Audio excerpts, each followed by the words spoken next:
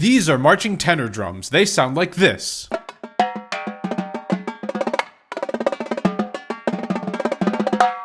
These are marching bass drums. They sound like this.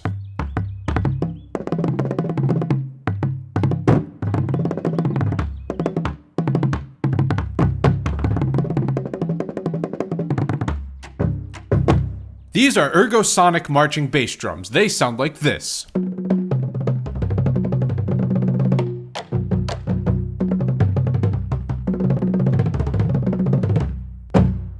Last time we made the Benors, aka bass tenors, and those were pretty fun. I enjoyed that project a lot, and it definitely sounded really good. But I am always trying to improve myself, you know, be the best possible me that I can be. I recently acquired these ergosonic bass drums, and a bunch of you commented in that video that I should make Benors out of these drums, and I think that that's a really good idea. So that's what we're gonna do here. Turn my ergosonic basses into tenors. The Ergo Benors. Yes, very creative name, I know. First thing I'm doing is removing all of the bottom heads so that this will make it look more tenor-like, and also I really like the sound of the headless ergosonic drums.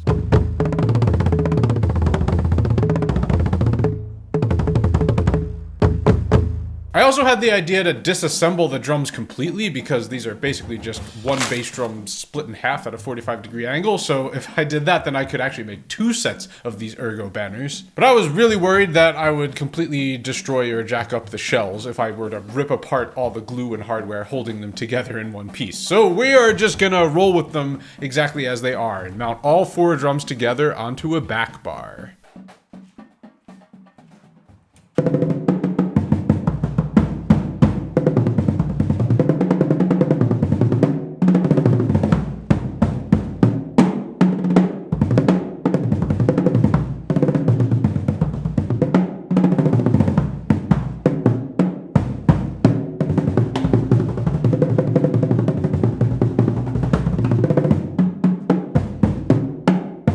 So we've got some very interesting things happening to make this work. So first of all, it has to use two tenor stands down here for twice the stability. I also added a 12-inch tenor drum or flub drum, you know, whatever, tomato, tomato. But that is the Spock drum because I only have 4 of these bass drums. And I mean, we can't not have a Spock drum, okay? That's like a crime to not have one. But the actual reason we need 2 stands is because this Spock drum is like so low, it goes below the stand holder, so we have to do it all janky like this. At least for now, we have to do it all janky because we are gonna march it. And also, I noticed this when I got these drums. I didn't think it would be a big deal, but well, it is a big deal now. This rim is actually too big for the drum. As you can see, all the other drums have half-inch bass drum rims, except for the 2 drum has a 1-inch rim. And just remember, I got all these bass drums used, so there is some wear and tear and some weird stuff, and I guess this rim was replaced at some point, and whoever replaced it got the wrong size. So they also had to get different size tension rods. As you can see, these rods are different than these ones. These ones are actually a lot longer, so what I had to do to make this work, because these were actually bottoming out at the bottom, is I had to add a double hoop on there, which is basically just a drum head without the drum head, just the hoop part. But we're making it work out here and doing great things, although it is a lot harder to do sweeps off of this drum.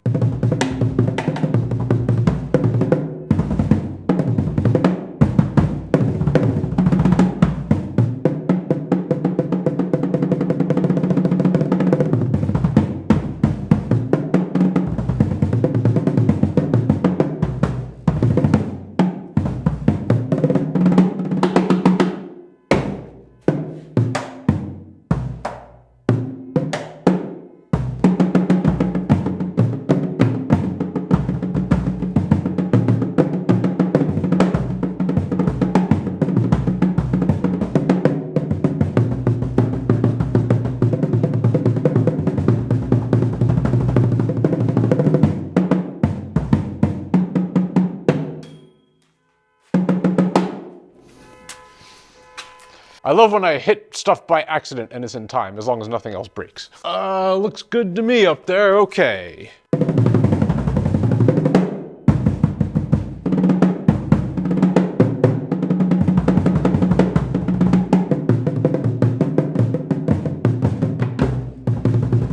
Bro, whose car alarm is blasting throughout the whole neighborhood? That should hopefully make that not as loud. I thought I was the loudest person that lived here. Apparently not.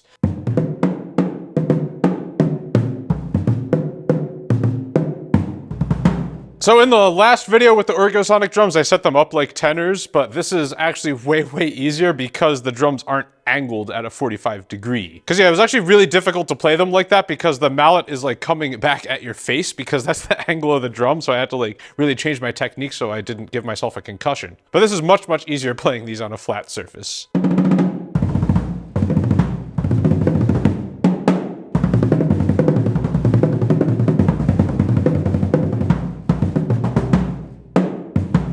Okay, enough of this playing on a stand nonsense. Let's strap these up and march around in my backyard. Okay, careful. It's always an adventure trying to figure. Oh, okay. It's okay. How's it going? Do you have a volume on this? Yes. Because I completely hear you all the way in my basement. I was just gonna play for like maybe 20 more minutes and then I was gonna be done. These drums are so low to the ground, that was actually really easy to pick up. Maybe I'm just getting stronger. Yeah, let's go with that. Can these fold up? I don't think so. Helmet cam, check. Lower back pain, check. These drums actually weigh 68 pounds, which is a few pounds heavier than the original Benor drums, but, well, I'm a lot stronger than that video 1 month ago.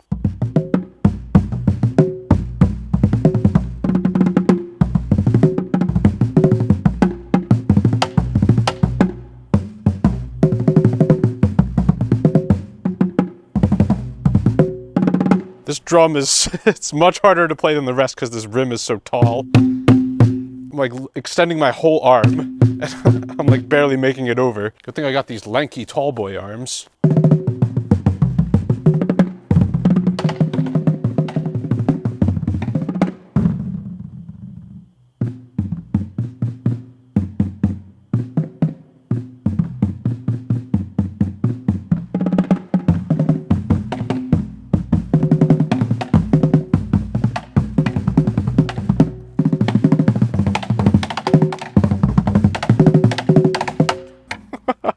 Oh man, it's so hard to play this drum. Oh, that's the worst I've ever played Jig 2. By far the most rim ticks.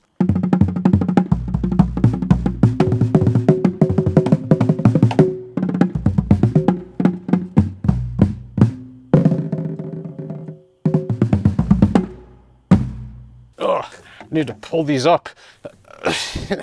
I don't think I can. Put them down.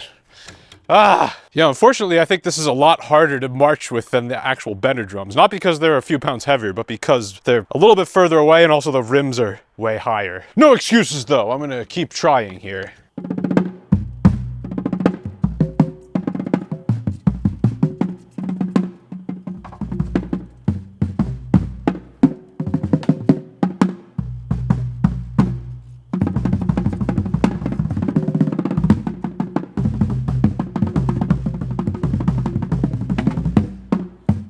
I think I figured out the strategy is don't play this drum, just play the other drums.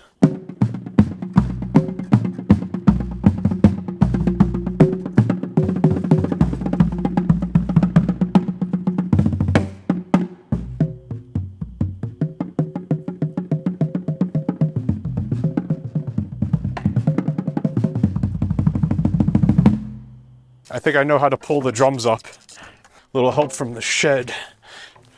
Oh. That's still really freaking heavy. I'm invisible. Nobody can see me. And now I'm not.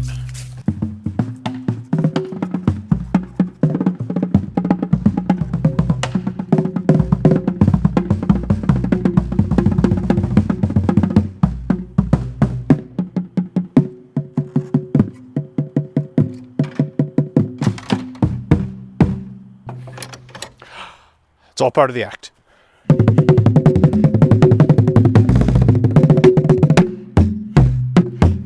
For the last lick, I'm gonna do some chair body, circa Blue Devils 2010. What the heck can I do with this massive drum set? Probably like this, and some of this. I definitely can't sit in the chair. Maybe I can if I like do this.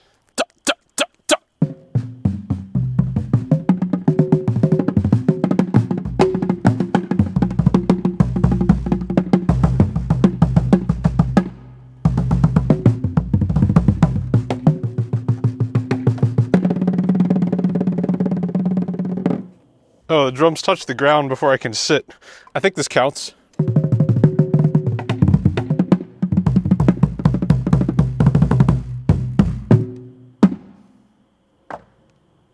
Another very successful project complete, and also my neighbor did not call the cops on me, so that's always good. If you would like to see me build some more wacky drum contraptions, you can click on this video right here, and have a good morning.